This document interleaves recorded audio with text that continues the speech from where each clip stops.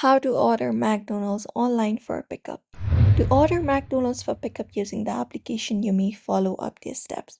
So, first of all, go ahead and download the McDonald's application. After that, you may create an account or log in into your account and you may start your order. You can select order within the application.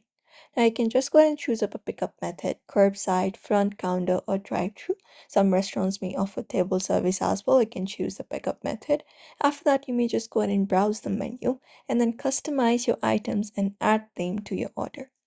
After that, you may review your order summary. You can add it to back, review your order summary, and you can confirm or remove those if you do not want it. After that, look out for choose payment option and you just need to go ahead and confirm your order.